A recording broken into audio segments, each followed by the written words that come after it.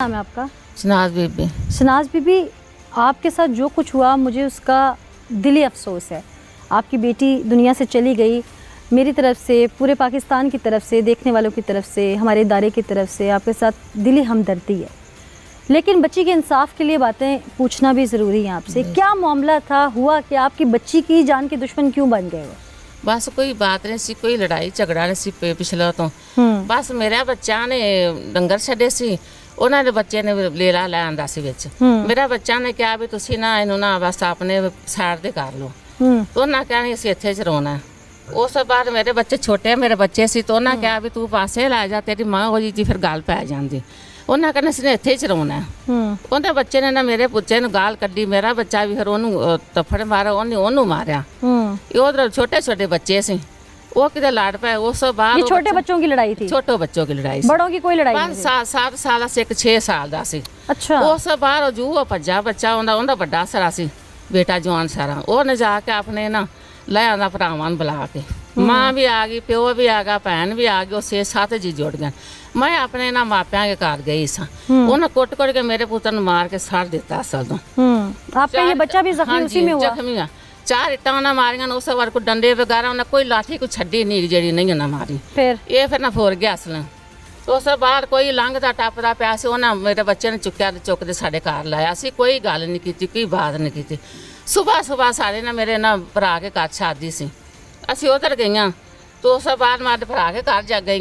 उन्हें राह खली सी उनकी माँ भी तो बेटा भी, उन्हें मैंने गाली कड्डी, वो मेरे गाल पै गई ने। सारी जनानियां असी कोई वो साढ़े जो बच्चा नहीं सीगा। उन्हें कुट के सानू जिन्नियां वजियां असी उन्हें मर, जिन्नियां उन्हें वजियां उन्हें सानू मार। बड़ियां आपस में लड़ पड़ी औरतें। रात वाली 6 साल और 7 साल के बच्चे से लड़ाई शुरू हुई, सुबह औरतों तक पहुंच गई। फिर उन्हें सानू ना बड़ा ही मारोगे थी ना, इट्टां मार के उन्होंने साढ़े ना कोई ना इट छड्डी नहीं, उस कोठे मार के साढ़े सिर पाड़े, उन्हें बुरे असर किए। उस बाद असी ना फिर ना घरां नूं आ गई। ऐसे में आप लोगों के दोनों पार्टियों के लोग थाने भी गए, पुलिस ले गई आके? घर आए सब इन्हें को आदम जोड़ के ले आंदा, लिया के साढ़े गाल पवा दिते। लोगों ने आवे हटाए तो इस शाम तो बाद ना फिर वो आ गए चौके सारे जोड़ के।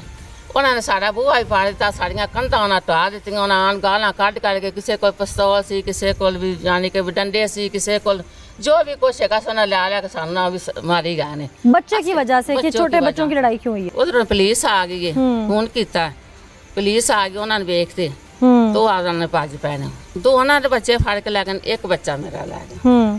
लै उस बाद फिर ना सुबह गया इन्हों का बू, उन्होंने भी छड़ाए तो मेरा भी बच्चा छड़ा लिया। सुलह सफाई हो गई। सुलह सफाई हो गई। अच्छा। उन्हें गुठे भी ला के उन्होंने साढ़े नाल ना रात ना फिर रात भी सुकून नहीं लंघी कुछ।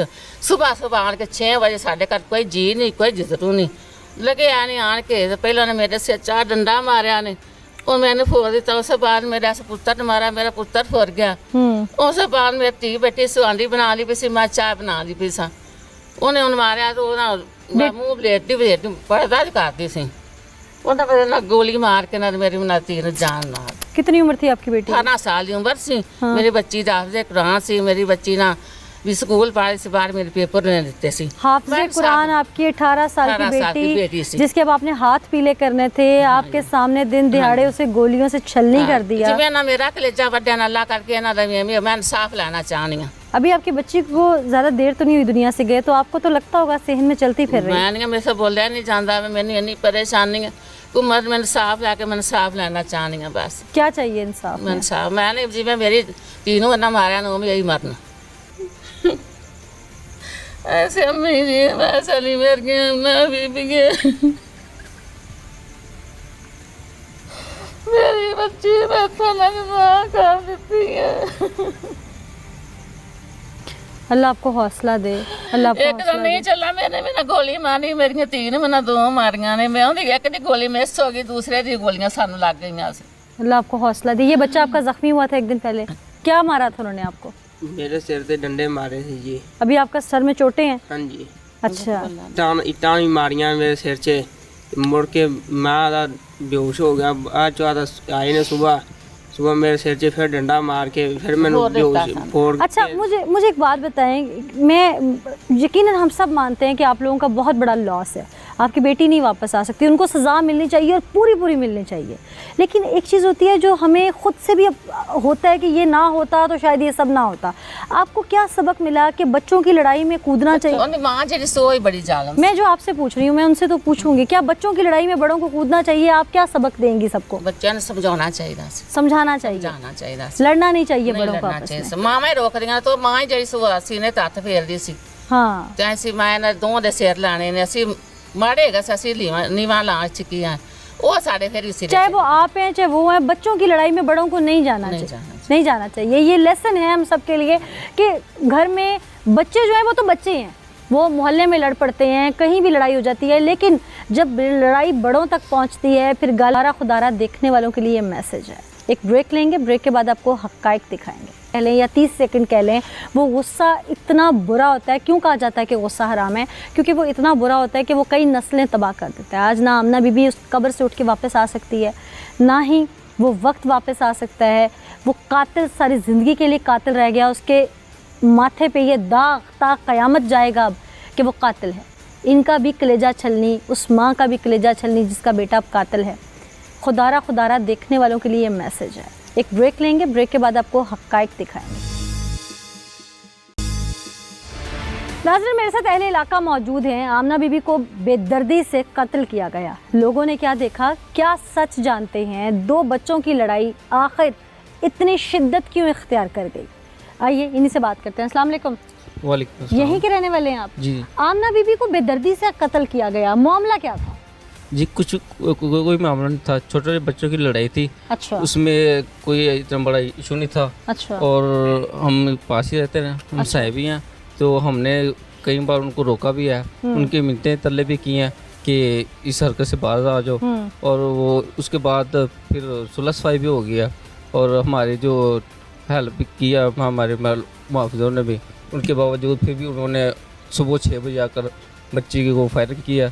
पहले फायरिंग किया, उसकी वालदा पे किया, उसके बाद फिर उस पे किया, तो बेदर्दी से उसको कत्ल कर दिया। ये कैसे लोग थे कातिल और इनकी फैमिली? इनको जनाब हम तो ये इल्तिजा है हमारी वज़ीर आला पंजाब और जो भी यानी कि कानून के मुहाफिज हैं, तो हमारी इनके साथ इल्तिजा है कि इनको इंसाफ मिलना चाहिए। गरीब आदमी थे और हाफिज़ा बच्ची थी, बा पर्दा और बा इज़्ज़त थी, तो लेकिन हमारी कानून से और मुहाफ़िज़ों से वज़ीर आला साहब से भी ये इल्तिजा है कि इंसाफ मिल। पहले भी क्या इस तरह के जुर्म करते रहते हैं? ये क्रिमिनल लोग हैं? पहले भी लड़ते रहे हैं ये। अच्छा, तो मोहल्ले में लड़ाके हैं? मोहल्ले में नहीं जी, पहले किसी और के पास लड़े, मसरादास पिंड है ये। अच्छा। हमारे यहाँ पर। अच्छा। उससे लड़े थे ये, तो ये इकट्ठे होके आए ना जब जी, कि हम दरवाजे के आगे बहुत मिन्नतां करते रहे, यार ये ऐसे मामला बढ़ जाएगा, मेहरबानी आपकी, आप बंदे बने, आप मुझे मार ले। मैं क्या, मोहल्ले के रहने वाले हम, कि हम हमें मार लें,